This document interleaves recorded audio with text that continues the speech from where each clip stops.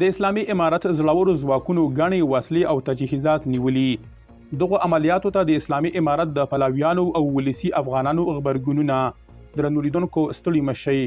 کارپوهان باور لري چې د دې ډول وسلو نیول د سیمې امنیت لپاره یو مهم ګام دی. دوی وایي چې د پوځي اوزارو او وسلو موندل او نیول په دې معنا دي چې د اسلامي امارت ځواکونو کشفي او استخباراتي وړتیاوې پیاوړې شوي دي.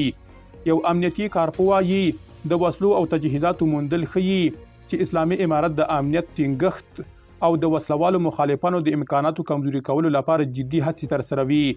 ځینې نور کارپوهان وایي چې د داسې اپریشنونو پایښت کولی شي په اوږد مهال کې د مخالفو وسلوالو ډلو پر خوځښتونو ناوړه اغیز ولري. د اسلامي امارت پلویانو د خپلو ځواکونو کړنې ستایلي دي او وایي چې دا د اسلامي امارت د پیاوړتیا او د امنیت ټینګښت څرګندونه کوي.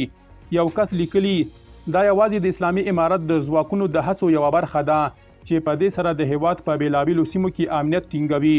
بل کس وایي اسلامي امارت د سیمې د سولې او ټیکاو لپاره جدي هڅې کوي او دا ډول بریاوې د دې هڅو پایله ده. د 209 شاهین قلي اردو له لوري لسګونه میله وسلې او پوځي تجهیزات نیول شوي.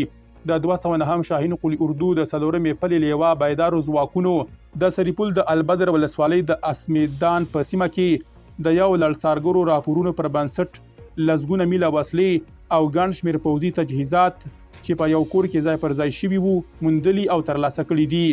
په ترلاسه شوو وسلو او تجهیزاتو کې 8 کلاشینکوپونه، 3 پیکاوې، 2 تومانچې، 1 راکټ، 4 مخابرې، 2 دوربینونه، 1 سورایا تلفن او ګڼ شمېر پوځي تجهیزات ګډ دي.